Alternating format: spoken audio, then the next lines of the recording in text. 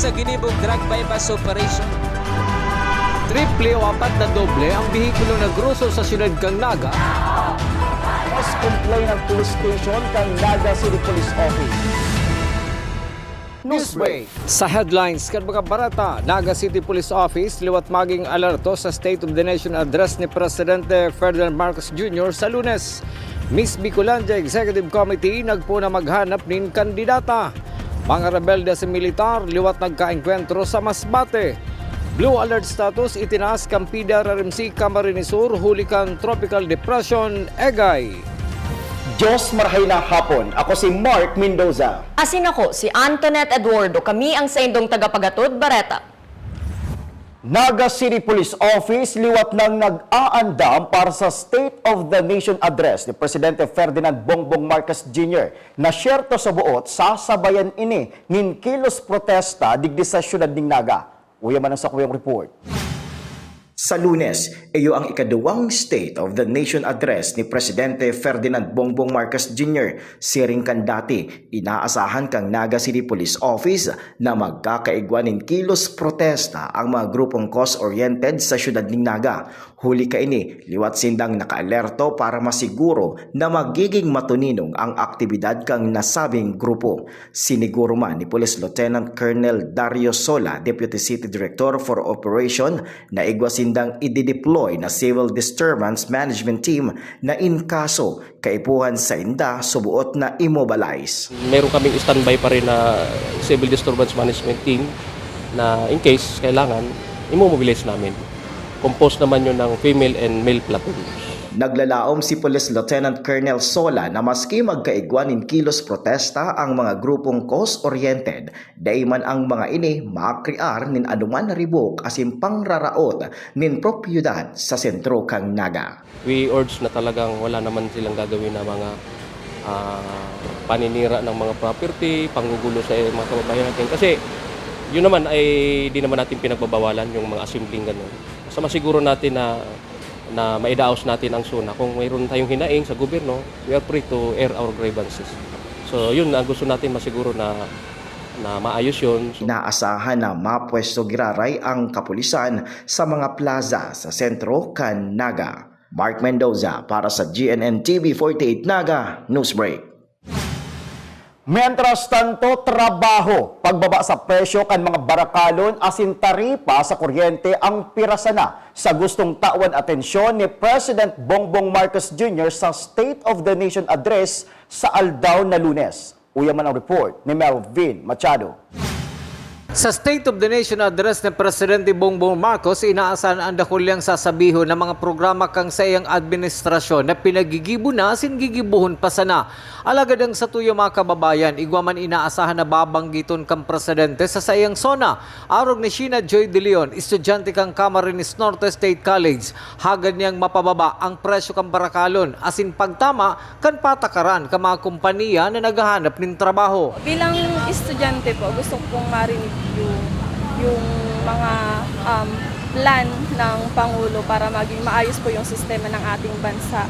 Tapos, yung pagkakaroon ng maayos na presyo, yung pagbababa po ng presyo ng mga bilihin kasi dahil po sa patuloy na pagtataas po nito, hindi na po na-afford ng mga nasa laylayan, ganyan. So, mas lalo silang naghihirap. Tapos, pagdating naman sa trabaho, sana ay gawing fair yung mga standards ng company. Kasi po, may mga fresh graduate po, syempre, maghahanap ng trabaho. Tapos, sa requirements ng company na pag-a-applyan, kailangan may experience, ganyan.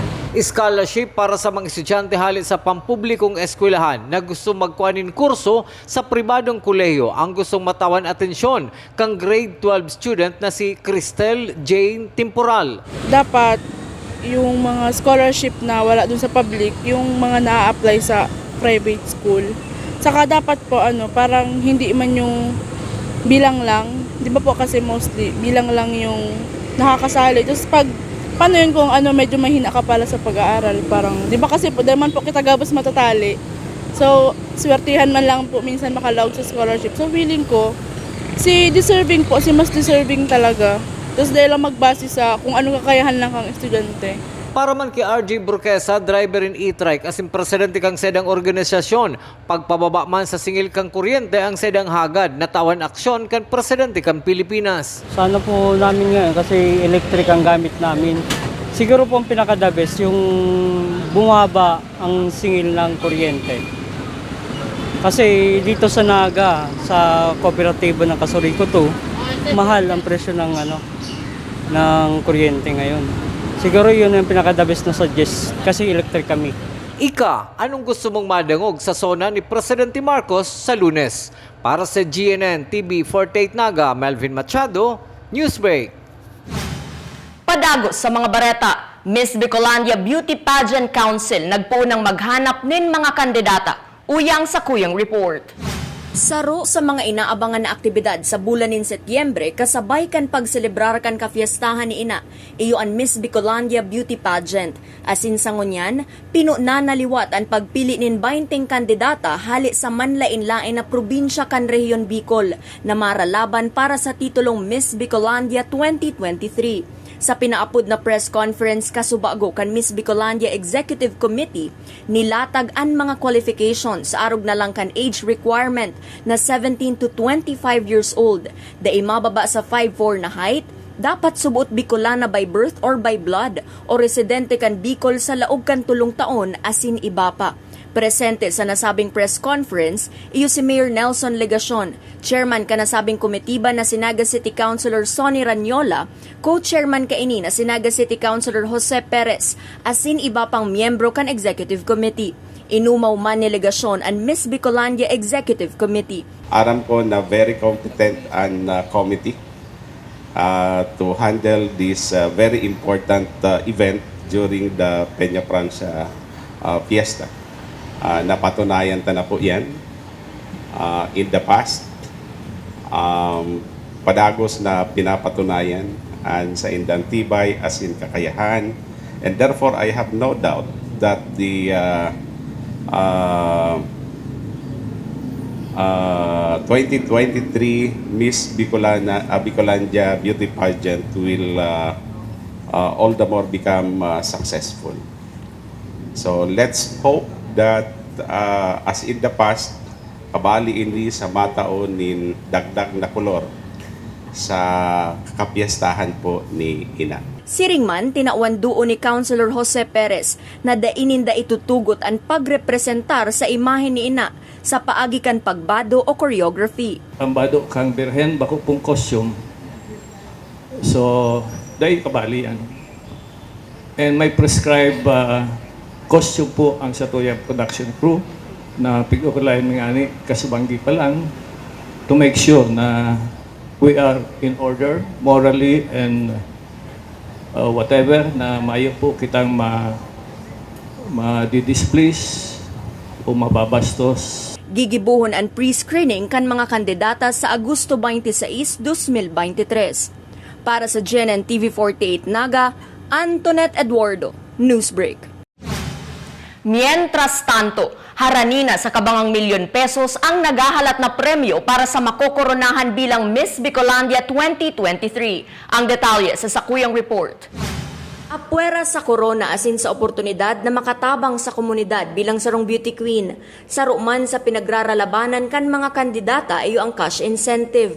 Asin ngunya na taon, mas pasubot ining lalangkawan para sa magiging Miss Bicolandia 2023 title holder. Kung ka nakaaging taon kaya o minabot lang sa 250,000 pesos ang total cash incentive na nako akan title holder. Ngunya na taon subuot, maabot na ini sa 400,000 pesos. Sigun Kinaga City Councilor Sonny Ranyola, na iyuman ang chairman kan Miss Bicolandia Executive Committee. Obheto ka ini na makaingkaminar nin mas dakol na masarali asin para subuot makataong asistensya. Sa ngunyan po bagagabos na mabarakalon, puro mahal na. So tinatawag taman po silang dikit na ayuda, tangani pong magpartisipar. Tangani ang magayong-gayong po ang satuyang Miss Bicolandia Pageant. Para man sa first runner-up, kun ka nakaaging taon 100,000 pesos na ang kapangganahan, ngunya na taon 200,000 pesos na. Ang second runner-up manggagana naman in 100,000 pesos, third runner-up 75,000 pesos, as in 50,000 pesos man para sa fourth runner-up. Dakul pa man na special awards ang pwedeng makuakan mga kandidata. It can be explained during the presentation itself how the girls would poise themselves, how the girls would dress themselves up, and how the people ourselves will conduct during that event. Yun po yan ang definition kang cosmopolitan. Medyo nag-level up po ang Naga. Talaga pong nag-level up man. And in fact, may application kita to become highly urbanized city, which is equivalent to a cosmopolitan city. Para sa GNN TV48 Naga, Antoinette Eduardo, Newsbreak. Padagos pa sa mga bareta, bakong issue sa Miss Bicolandia Beauty Pageant Council ang subuot pagkalugi sa pagpalakaw kan nasabing aktibidad. Susog ki City Councilor Joe Perez, co-chairman kan Miss Bicolandia Executive Committee, bako man kaya economic enterprise ang Miss Bicolandia Beauty Pageant, kaya daiman pinag-uurulayan subuot ang ganansya digde. Pagkalugi po, dahil po yan pag-uurulayan, taday man kami nag-aasa na magdilensya. Iba man po ang katuyuan kani. Indirect po ang benefits na dinadara kang beauty pageant. Nagdadaray nining halangkaw na income sa satuyang mga hotel, sa satuyang mga restaurant, as in iba pang private economic enterprises because it is fiesta. Pag may beauty pageant po kita, nahilita po baga na dakol na bisita ang nag-aarabutan. Ikadua, may magbabisita kitang as far as Manila and then sa ibang lugar na dapat po iprojekta ang satuyang syudad na magayon na lugar. Dahil man hindi mahiling na magayon, kundi isinda magigdi. And one of the reasons na nag-iigdi sinda is to witness our beauty pageant. Sa pagbabalikan Newsbreak, rebelding New People's Army as in militar nagkaengkwentro sa probinsya kan Masbate, Kasuudma. Iyan as in iba pang mga bareta sa pagbuelta kan GNN TV48 Naga, Newsbreak. Dakop sa ginibog drug bypass operation. Triple o apat na doble ang bihikulo na gruso sa siyudad kang Naga. Mas complain ng police station kang Naga City Police Office. Newsbreak. Lemon Residences, your newest home of the champions and the metro. Open for daily, weekly, and monthly bookings. Located at Magsaysay Avenue, Naga City. And enjoy a sip of coffee and Septus meals at Tiger's Cafe, located at second level of Lemon Residences. Dream travel? Achieve yan sa Nagayon Travel and Tours. Enjoy a hassle-free travel with Nagayon Travel and Tours. Visit their office at NCF Annex Building, Magsaysay Avenue, Naga City, or call us 0966-486-0043. At NCF Annex Building, there is the Tiger's Loft, a business center that first to offer a co-working space in Naga. Grow your business at the Tiger's Loft. Swim like a champion at NCF Training Pool. Avail their swimming lessons until the end of July at a very affordable rates. Contact Coach Joseph Tena at 0949-447-2792. Drive with confidence with NCF Driving School. Avail their theoretical driving course and practical driving course. For beginners, NCF Driving School is LTO accredited. Flight attendants, prepare for takeoff, please.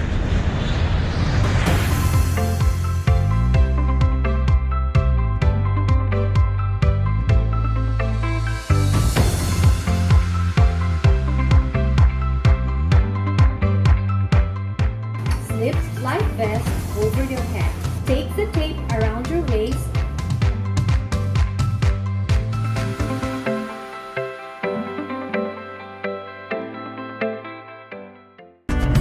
Sa oras ng sakuna, Isa sa mga kailangan natin sa ating tahanan ay isang gubag. Ang isang gubag ay naglalaman ng tubig,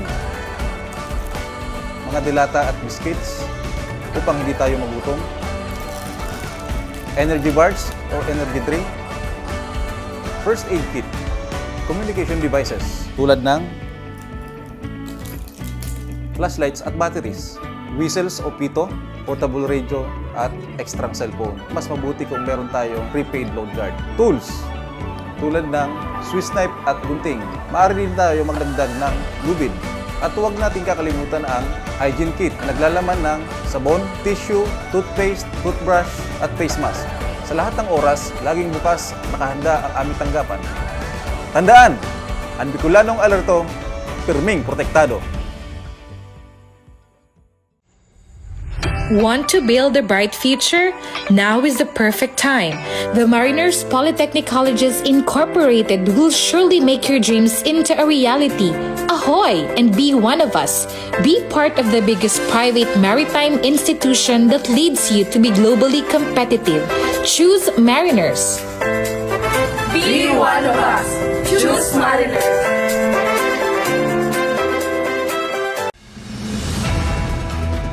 Dakop sa ginibog drug bypass operation. Triple o 4 na doble ang bihikulo na gruso sa siyudad kang Naga. Mas complain ng police station kang Naga City Police Office. Newsbreak.